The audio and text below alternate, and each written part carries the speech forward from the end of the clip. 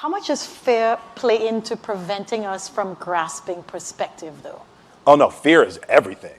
Yeah, like if there was one concept that I would suggest to people to take a daily confrontation with, is fear. The problem with fear is that it lies, right? So fear tells you, hey, you know, if you say that to that girl, she's gonna know she has you, you know, and she'll never really be attracted to you if she knows how much you attracted to her. Don't say that. No, how we get her is when she walks by, ignore her. Right, so You know, it's like pop it on your shoulder. fear tells you dumb shit like that, right? You know, so yeah, for me, the daily confrontation with fear has become a real practice for me since about three years ago. I went skydiving in Dubai, right? And skydiving is a really interesting confront with fear, right?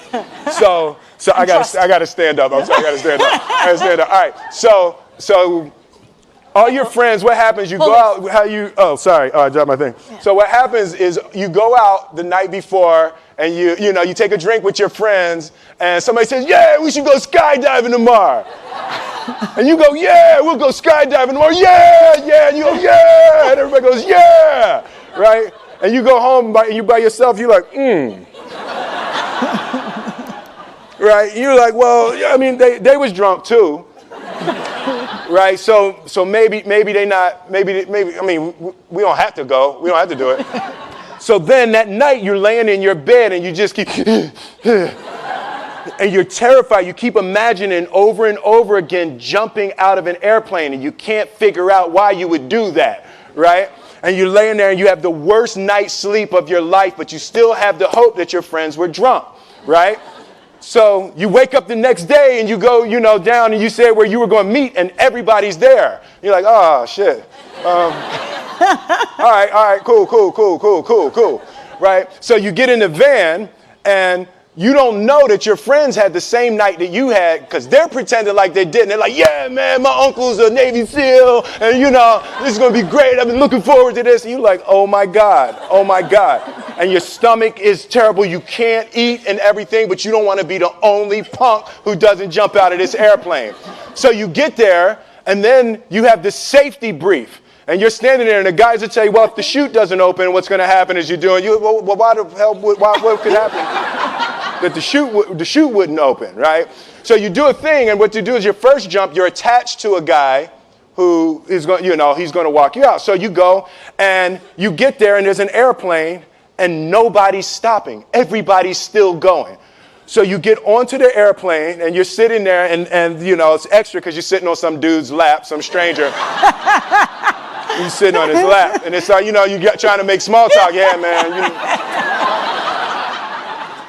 So you be jumping with people all the time, huh? Right? So, and then you just want to make sure, you got kids, right? You got people you need to see, right?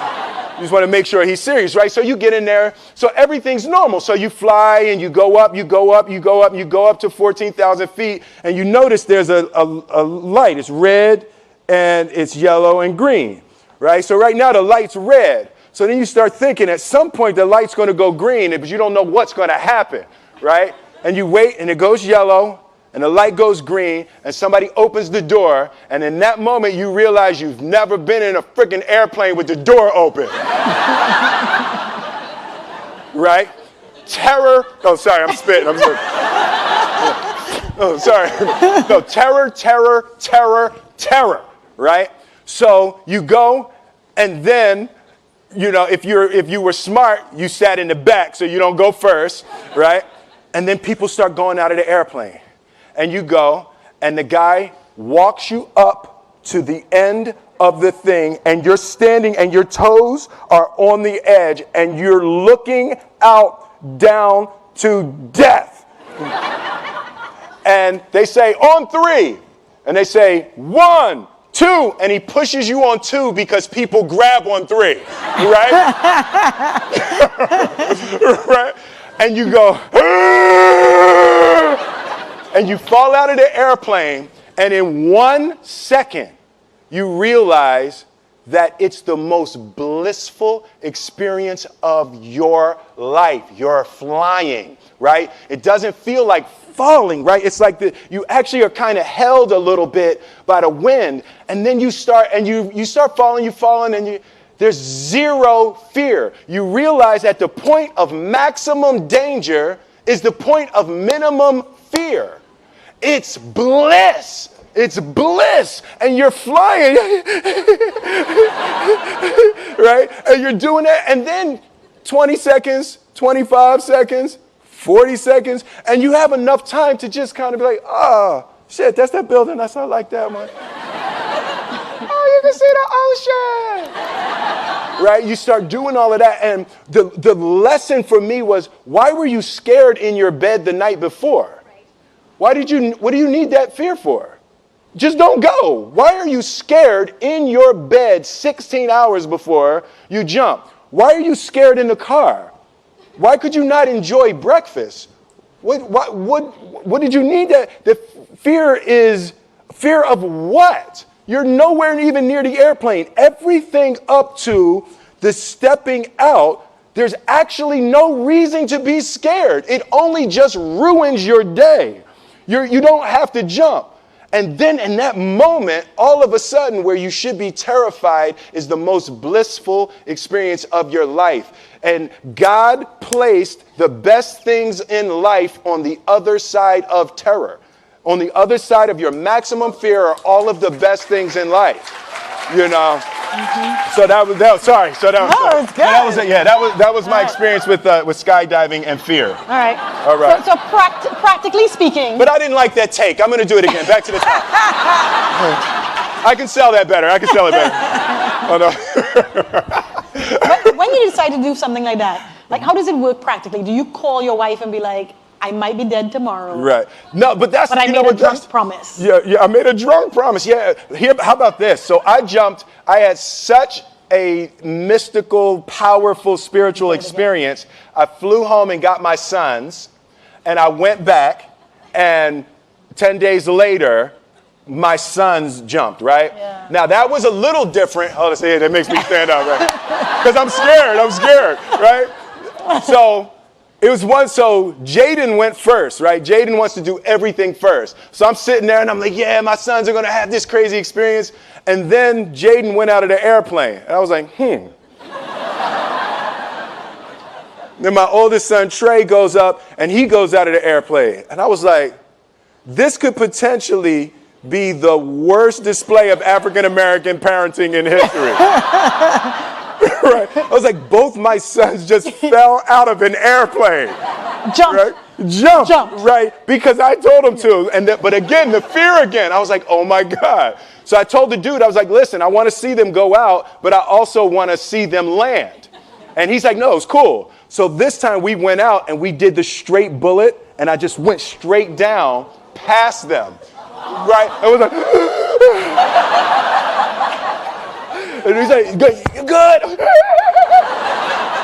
Right, did the bullet straight past, pulled the chute late. Oh, sorry, this makes me spit. I'm sorry. Pulled the chute late, landed, and then videoed them coming down. But it was like, they had the same thing, the same experience with the fear. But that I'm telling you, the confrontation with fear is an absolute magical way of facing the things we have to do in this life.